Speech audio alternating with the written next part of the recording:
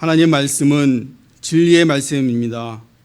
진리의 말씀으로 저희를 깨끗게 하여 주옵소서. 예수 그리스도의 이름으로 기도합니다. 아멘. 오래간만에 뵙습니다. 2주밖에 안 됐는데 굉장히 오래간만에 뵙는 것 같습니다. 지난주에 종교개혁 500주년을 기념하는 CELC 회의를 갔다 왔습니다. 또 여러분 잘 기도해 주신 덕분에 제 논문도 덕분에 잘 발표했습니다.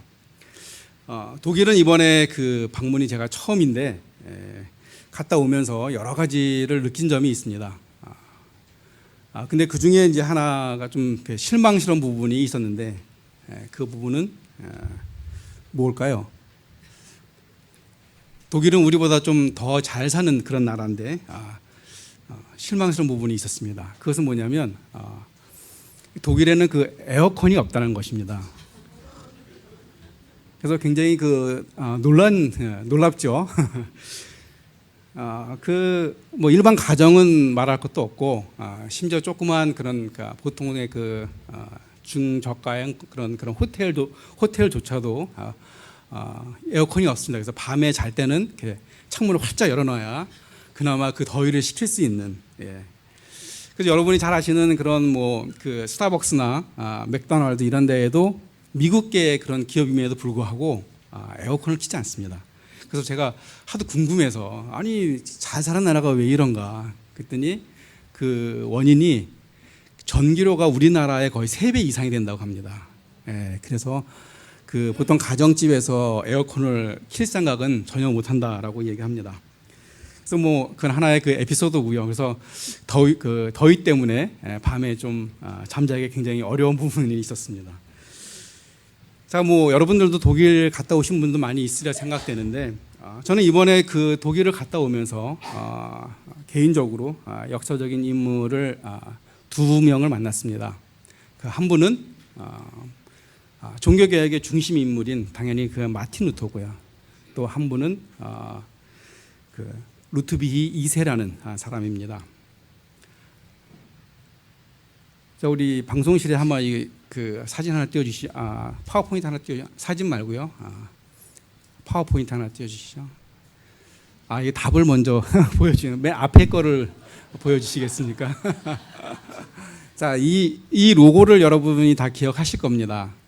혹시 벌써 답을 이야기했기 때문에 그 다음 거 보여주시죠. 너무 빨리 지나갔는데. 그 다음 거. 이거는 이제 디즈니의 로고입니다. 이 디즈니의 로고인데 이 로고를 만들게 된 모티브를 제공한 성이 있습니다. 그 성이 그 다음 거요. 바로 이것이 노이 슈바인슈타인이라는 성입니다. 이거 제가 찍은 사진인데 괜찮게 잘 나왔죠? 카메라 찍었습니다. 근데 사실은 사진보다는 가서 보게 되면 굉장히 아름답습니다. 굉장히 아름다운 성인데 제가 이 성을 광고하는 건 아니고요. 자, 이 성을 지은 사람이 바로 루트비히 2세라는 왕입니다. 그 왕은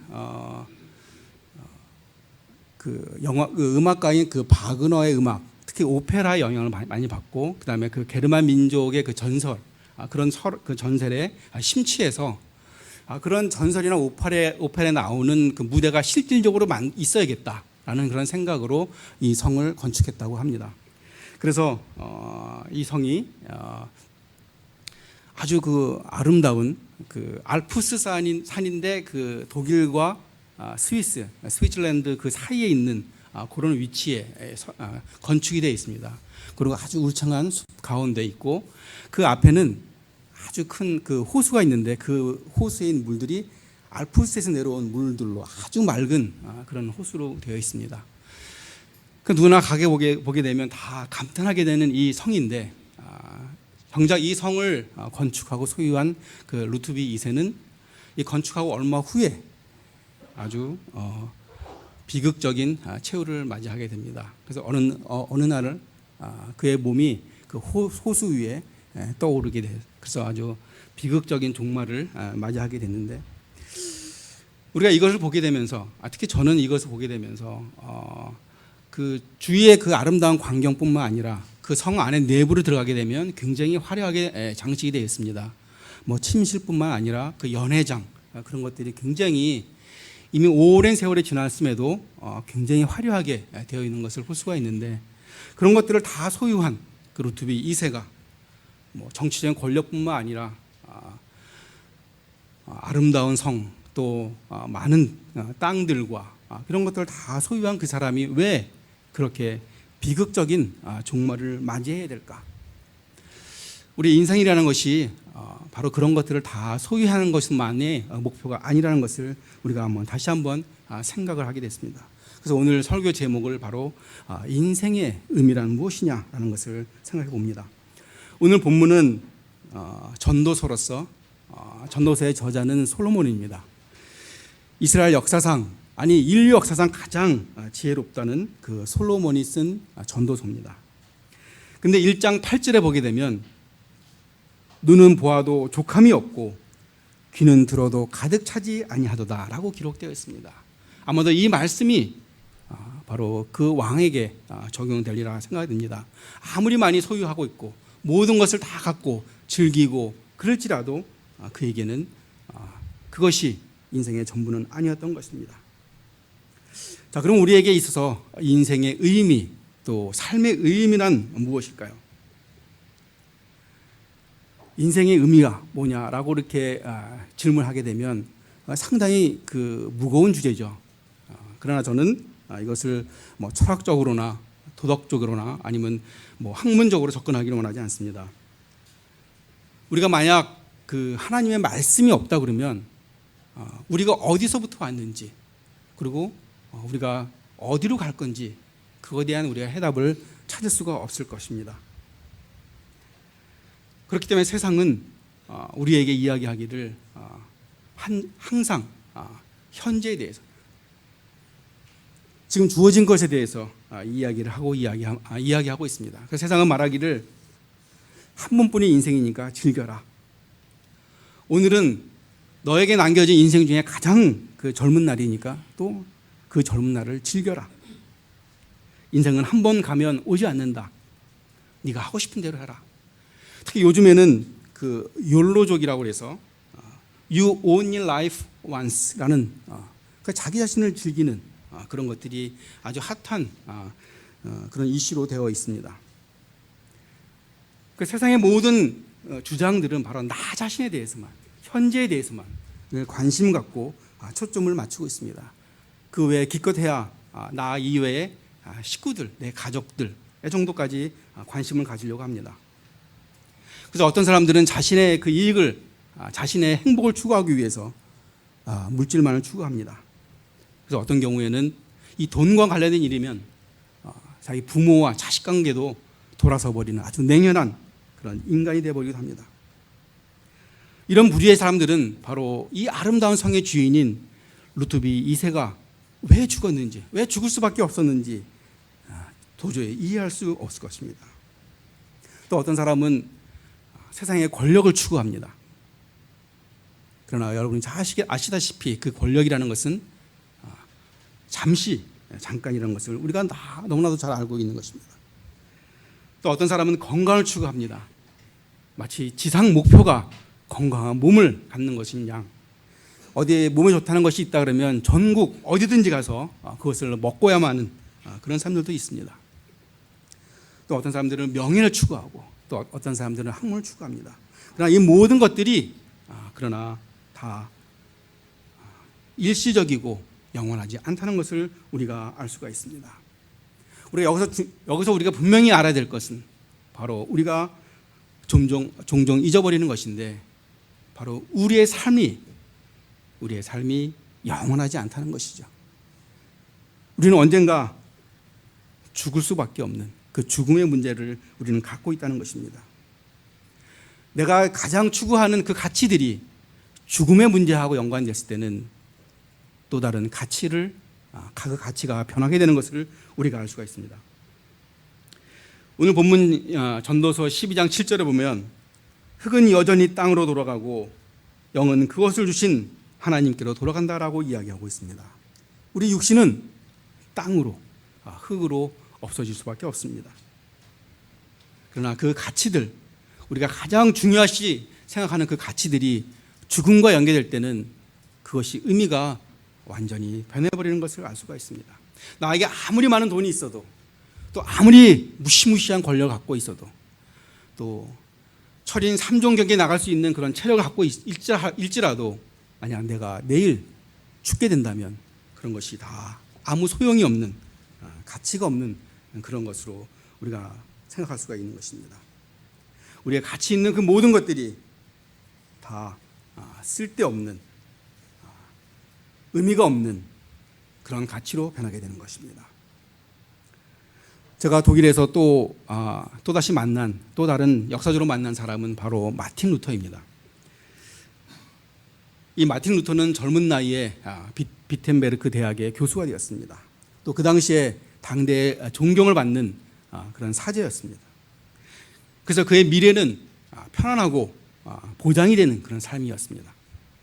그러나 성경을 연구하다 보니까 바로 그 당시 로마 국교가 했던 그런 일들이 성경 말씀하고 다르다는 것을 깨닫게 됩니다. 자기의 믿음대로 교황의 위협 속에서, 심지어는 파문시키겠다는 그런 위협 속에서도 마틴 루터는 죽으면 죽으리라 라는 그런 결단을 가지고 자신의 신앙을 지킨 것을 우리가 알 수가 있습니다. 그는 원래 종교개혁을 의도하지 않았습니다. 단지 그 구교에서 행하고 있는 그것들을 같이 한번 토론해보자 라는 의미에서 95개 조항을 붙인 것입니다. 그러나 이 일이 결국은 거대한 물결이 돼서 종교개혁이라는 것을 이루게 된 것을 우리는 알 수가 있습니다. 그럼 이 마틴 루터의 삶은 바로 루트비 2세하고는 완전히 다른 삶이었습니다. 마틴 루터는 자기 자신만을 돌아본 것이 아닙니다. 그는 하나님 말씀 위에 서서 또 아주 그 하나님의 말씀을 자기가 깨달은 그 신앙을 전파하기 위해서 부단한 노력을 했던 것입니다. 그래서 그의 삶은 굉장히 척박하고 바쁜 삶이었습니다. 왜냐하면 종교적인 논쟁을 위해서 그 준비를 해야 되고, 또 소교리와 대교리를 작성을 했어야 되고, 뿐만 아니라 후학을 가르치고, 또 심지어는 찬송가까지 만들어야 되는 그런 아주 바쁜 그런 삶 속이었습니다. 그러나 그 마틴 루터의 삶은 바로 하나님 말씀에 기초로 한, 그 죽음에도 흔들리지 않는 그런 가치가 있는 그런 것이었습니다. 루터가 종교개혁을 하면서 오직 말씀으로 라고 기준했던 그 성경에서는 인생에 대해서 무엇이라고 이야기하고 있습니까? 오늘 읽은 본문에서 우리 인생에 대해서 이야기를 하고 있습니다. 사실은 루트비 2세는 오늘 우리가 전도서를 기록한 솔로몬보다는 비교가 되지 않는 그런 사람이죠. 왜냐하면 솔로몬은 자신의 아버지 다윗 왕이 물려준 그 재산만 해도 어마어마한 겁니다. 금은 10만 달란트. 이것을 우리가 현재 가치로 환산해 보면 약 66조 원이 된다고 합니다. 또 은이 100만 달란트. 이것도 현재 가치로 하면 4조 7천억. 그 외에도 셀 수 없는 놋과 철. 또 너무 지혜롭기 때문에 그 주위에 있는 많은 나라들이 솔로몬에게 지혜를 구하기 위해서 찾아왔습니다. 또 값을 매길 수 없는 그런 선물들을 갖고 왔겠죠. 뿐만 아니라 영토를 확장하다 보니까 정략적인 결혼을 할 수밖에 없는데, 그래서 그는 후궁이 700명, 첩이 300명이 되는 그러한 온갖 그 부귀 호화를 누렸던 그런 왕이었습니다. 그러나 우리가 성경에서보다, 솔로몬보다 루트비 2세의 그 부귀 영화를 더 마음에 와닿는 것은 우리가 직접 그 성을 가서 그것을 보기 때문에 그것이 더 마음에 와닿는 것이라 생각이 듭니다.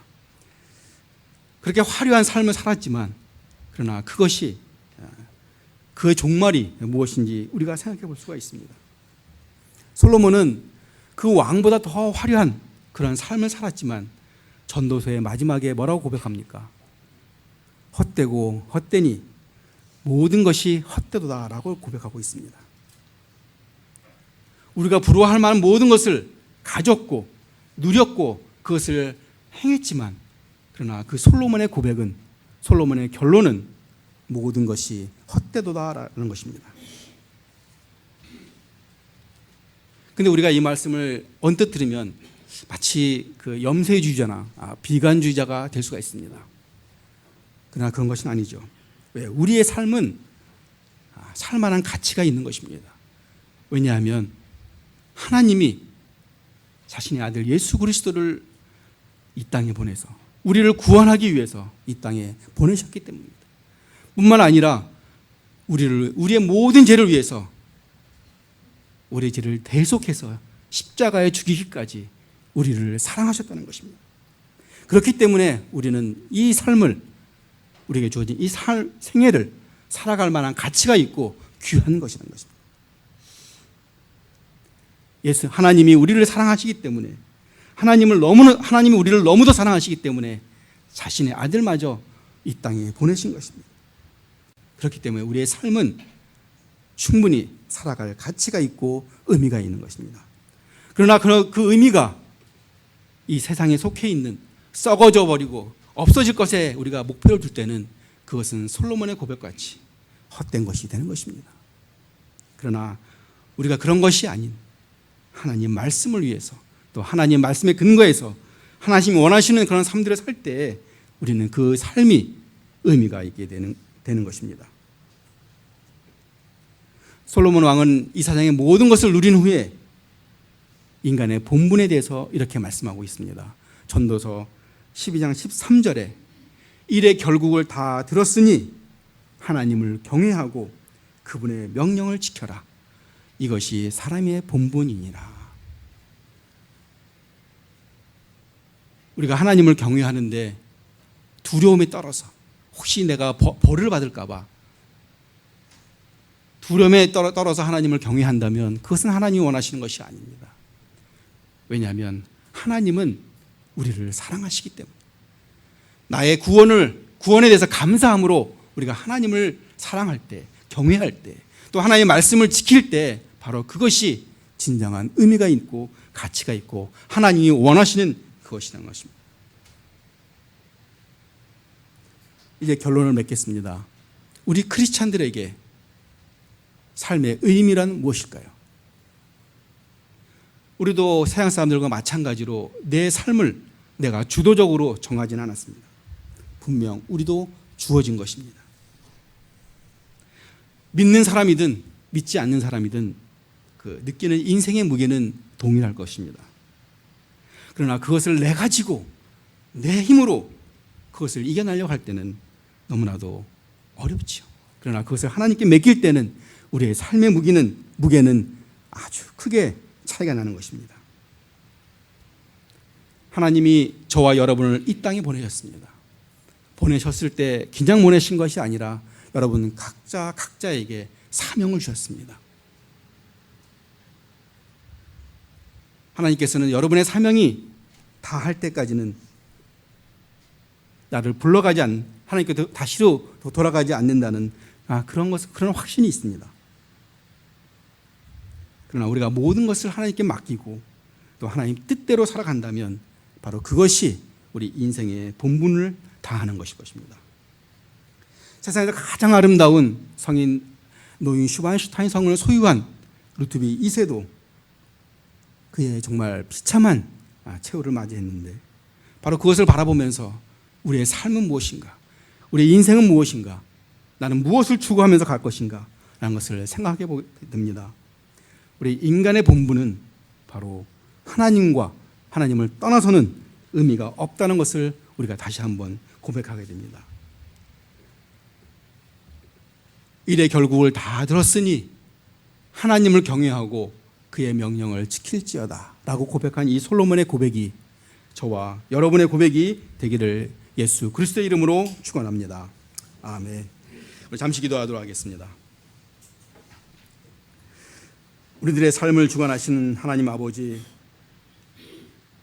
루트비 2세 왕을 생각해 보면서 다시 우리 인생을 조명해 봅니다. 이 세상에 가치 있다고 생각하는 것들이 많이 있지만 그러나 그런 것들이 하나님을 떠나서는 아무 의미가 없다는 것을 다시 한번 깨닫습니다. 이 세상에 속한 없어지고 헤어지고 의미가 없는 그런 것들에 소망을 두지 않도록 주님께서 인도하여 주시며, 특별히 하나님을 바라보며 하나님 주신 말씀 속에서 우리의 참된 소망을 바라볼 수 있도록 주님 인도하여 주시옵소서. 그래서 하나님의 말씀 속에서 우리의 삶들이 풍성해질 수 있도록 주님 인도하여 주시옵기를 간절히 바라며 예수 그리스도의 이름으로 기도합니다. 아멘.